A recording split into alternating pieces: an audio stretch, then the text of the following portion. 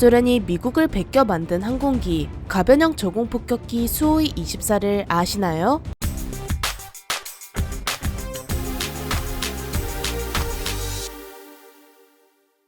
안녕하세요. 지식스토리입니다. 이번에는 소련의 미국 따라잡기 프로젝트 수호이 24에 대해 알아보겠습니다. 제2차 세계대전이 끝나며 소련의 항공우주 분야는 정말 독보적이었습니다. 특히 우주 분야는 미국보다도 뛰어났죠. 인간이 발명한 것을 가장 먼저 우주로 보낸 것도 소련이며 이를 기반으로 만든 미사일은 말할 것도 없이 최강이었습니다. 항공 분야도 마찬가지입니다. 2차 세계대전 말에 등장한 제트기는 이내 하늘을 전부 지배하는데요. 소련은 미그-15라는 걸출한 제트기를 선보이며 전투기 경쟁에 적극적인 모습을 보였습니다. 또 신형 전투기를 꾸준히 개발하죠. 그런데 소련이 유독 약한 부분이 있었는데 바로 폭격기입니다. 사실 인간이 항공기를 무기로 사용한 이유는 정찰과 폭격이었습니다.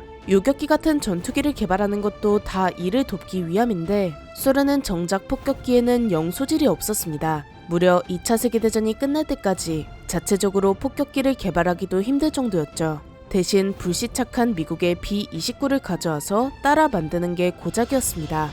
그렇게 소련은 B-29를 열심히 뜯어보고 이와 똑같은 기체를 만드는데요. 심지어 나사 하나, 볼트 하나까지도 복제했습니다. 이렇게 탄생한 폭격기가 바로 투폴레프-4입니다. B-29와 구분하기도 어려운 그냥 복제품이었죠. 어쨌든 소련은 이런 식으로라도 폭격기 기술을 습득했습니다. 하지만 당시는 어떤 분야도 미국에게 뒤처지면 안 되는 냉전이죠. 이런 복제품으로는 절대 원조를 이길 수 없었습니다. 소련은 이런 부분을 보완하기 위해 갖은 노력을 했지만 미국은 소련의 노력을 비웃기라도 하듯 갈수록 뛰어난 기체를 내놓으며 점점 격차를 벌였습니다. 심지어 폭격 임무에 그치는 것이 아닌 전투와 폭격 임무를 함께 수행하는 전폭기를 개발하죠. 이것이 바로 F-105 썬더치프입니다. 소련도 이에 맞춰 수호이 17을 개발하며 고작 1~2톤에 그치던 폭장량을 4톤까지 늘렸습니다. 그런데 미국은 8톤의 폭장량을 자랑하는 F-4 팬텀을 개발하며 다시 한 발짝 멀어지죠.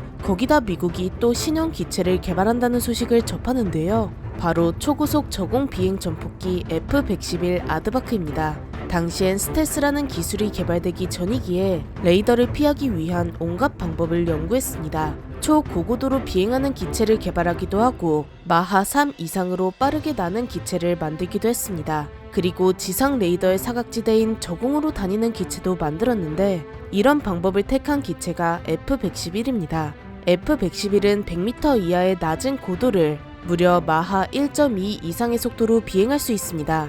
그리고 전투 반경은 5,000km 이상에 폭장량은 자그마치 14톤에 이르는 미친 기체였죠. 자세한 내용은 링크를 참고해 주시길 바랍니다. 소련은 이런 엄청난 기체 스펙을 듣고 나서 바로 이걸 베껴야겠다고 생각합니다. 소련은 정보원이 빼내온 F-111의 자료를 바탕으로 폭격기를 개발하기 시작하는데요. 이 기체의 개발은 수호이가 맡았습니다. 그렇게 탄생한 시제기가 T-6-2로 이것이 지금의 수호이 24가 되었습니다. 그런데 시제기 이름이 T-6-2면 T-6-1도 있었을까요? 맞습니다. 수호이 개발국은 개발 기간을 단축하기 위해 두 가지 버전의 T-6를 개발했는데요. T-6-1은 F-111을 바탕으로 나름대로 재해석을 거쳐 만든 고정익 기체였습니다.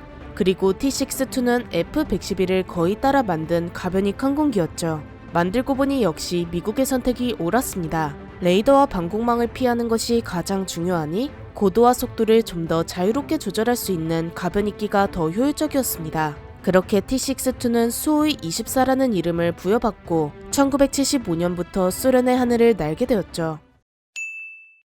수호이 24의 재원을 살펴보자면 전장은 22.53m이며 중량은 22.3톤입니다. 승무원은 2명이 탑승할 수 있죠. 항속거리는 2775km이고 작전 반경은 615km입니다. 무장은 23mm 기관포함문과 8개의 하드포인트를 가지고 있으며 다양한 미사일과 로켓, 폭탄을 8톤까지 장착할 수 있습니다. 엔진은 터보 제트 엔진을 2개 장착했고 마하 1.3의 속도로 비행할 수 있죠. 수호이 24의 가장 큰 특징은 F-111과 외형이 아주 유사하다는 것인데요. 디자인과 사이즈는 거의 동일하고 2명의 승무원이 옆으로 앉는 방식까지 똑같습니다. 수송기를 제외한 보통의 군용기는 승무원이 앞뒤로 앉는 형태가 흔하지만 F-111과 수호이-24는 특이하게 승무원이 나란히 탑승합니다. 소련이 수호이-24를 개발하며 가장 중요하게 생각한 부분은 당연히 폭장량과 반경, 속도 등의 기본 성능이었지만 이에 못지않게 신경 쓴 것이 바로 생존성인데요. 전폭기의 특성상 적의 요충지를 정확하게 공격해야 하는데 그럼 적진 깊숙이 침투해야 합니다. 미국이야 폭격기나 전폭기를 띄우기 한참 전 네 하늘은 내 하늘, 내 하늘도 내 하늘 해놓고 작전을 수행하기 때문에 이런 부담이 덜하지만 소련은 상황이 다릅니다. 따라서 F-111의 저공 고속 침투를 벤치마킹해서 생존성을 높이고자 했죠. 이런 수호이-24는 당연히 F-111을 베꼈다는 논란이 계속해서 제기되었는데요. 소련은 그저 우연의 일치라며 논란을 일축했지만 그래도 사실 너무 비슷합니다. 마치 미국의 F-35와 중국의 J-31을 보는 듯 하죠. 어찌됐건 수호이-24의 최대 라이벌 기체이자 비교 대상은 F-111일 수밖에 없는데요. 과연 어떤 기체가 더 좋을까요? 먼저 수호이-24는 상당히 잘 만든 기체입니다. 소련의 기술력이 좋아서일 수도 있고 수호이-24의 기반이 좋아서일 수도 있습니다. 하지만 모든 부분에서 F-111에 못 미치는 스펙인데 전폭기의 가장 중요한 폭장량은 F-111보다 6톤이나 모자란 8톤이며 항속거리와 최고 속도도 F-111보다 떨어집니다. 이렇듯 디자인과 크기가 비슷함에도 성능이 한참 떨어지는 이유는 바로 엔진이 다르기 때문인데요. 수호이-24는 터보 제트 엔진을 장착했지만 F-111은 터보팬 엔진을 장착했습니다. 여기서 터보 제트와 터보팬에 대해 간략히 알아보자면 우선 두 엔진 모두 제트 엔진에 속합니다. 제트 엔진은 쉽게 말해 공기를 빨아들여 압축시킨 뒤 연료와 함께 태우고 이 과정에서 공기와 연료가 내뿜은 가스를 뒤로 강하게 분사시켜 이 추진력을 이용해 날아가는 형태입니다. 터보제트 엔진은 이런 기초적인 제트 엔진이죠. 그럼 여기서 더 강력하게 날아가려면 어떻게 해야 할까요? 답은 간단합니다.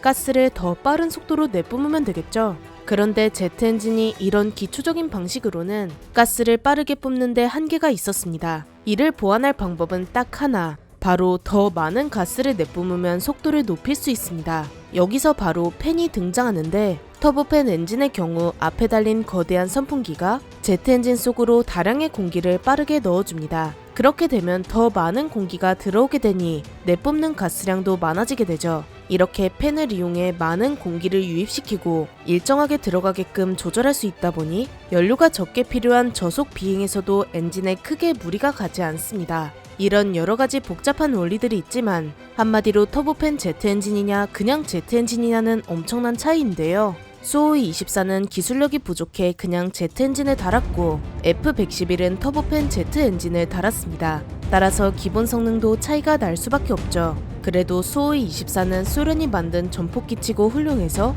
1970년대에 만든 기체를 아직도 현역으로 쓰고 있습니다. 물론 나중에 개발한 기체들보다 더 뛰어나서는 아니고 수호이-24를 대체할 목적으로 수호이-34를 개발하긴 했지만 사실 돈이 부족해서 아직 대체하지 못했습니다. 그래서 40년도 더 넘은 지금까지도 수호이-24를 굴리고 있죠. 이렇게 오래 사용한 기체이다 보니 실전 경험도 그만큼 많은데요. 수호이-24의 첫 실전은 소련 아프간 전쟁입니다. 이때 나름 전폭기의 역할을 착실히 수행했으며 한 기도 손상되지 않았죠. 그리고 얼마 전 소개해드렸던 미국이 이라크를 짓밟은 걸프전에서도 운용되었습니다. 이때는 이라크의 항공기로 출전했기에 별다른 공을 세울 수 없었는데 무사히 도망간 것이 유일한 업적이었습니다. 이후 소련이 붕괴하고 나서 무장단체를 상대하는 저강도 분쟁이나 내전에 수호이-24를 적극적으로 투입했습니다. 방공 무기라고는 RPG-7밖에 없는 그런 집단에 수호이-24를 보낸 것이죠. 이때부터는 이미 레이더가 너무 발전해버린 상태여서 국가 간 전면전에 수호이-24를 보냈다간 적의 대공 미사일만 신날 것입니다. 실제로 수호이-24가 격추된 사례도 많은데 시리아 상공에서 군사활동을 하던 수호이-24가 터키 영공까지 침입했는데요. 터키 공군은 수호이-24에게 10여 차례의 경고를 했지만 그럼에도 물러서지 않아 F-16을 이용해 손쉽게 격추해버렸죠. 수호이-24가 격추된 사례는 또 있습니다. 바로 2014년에 발생한 우크라이나 분쟁인데요. 당시 반군이 발사한 휴대용 지대공 미사일에 피격되었습니다. 사실상 수호이-24는 현대 전쟁에서 투입하기 힘든 무기이죠. 이 수호이-24는 약 1,400기 이상이 생산되었는데 개발국인 소련과 소련이 붕괴하고 나서 독립한 우크라이나, 우즈베키스탄 등의 나라가 사용했습니다. 또 알제리나 시리아에서도 주요 전력으로 사용했으며 아직까지도 운용하고 있습니다. 현재 벨라루스, 이라크, 카자흐스탄, 우즈베키스탄에서는 수호이 24가 전량 퇴역했습니다. 수호이 24의 파생형으로는 컴퓨터나 공중급유장치가 장착된 수호이 24M과 수호이 24M2, 그리고 자국의 무기를 수출할 땐 성능을 떨어뜨려서 판매하는 소련답게 수호이 24M의 다운그레이드 버전인 수호이 24MK가 있습니다. 또 수호이 24M을 기반으로 정찰용으로 개조한 수호이 24MR, 그리고 전자전기인 수호이 24MP가 있습니다. 수호이 24의 대당 가격은 1997년 기준 63만 달러로 하나로 약 700억 원이죠. 이렇게 러시아가 아직도 현역으로 운용하는 전투기계의 노인 학대, 수호이 24에 대해 알아보았는데요. 영상을 재미있게 보셨다면 구독과 좋아요 부탁드립니다. 감사합니다. 지식 스토리였습니다.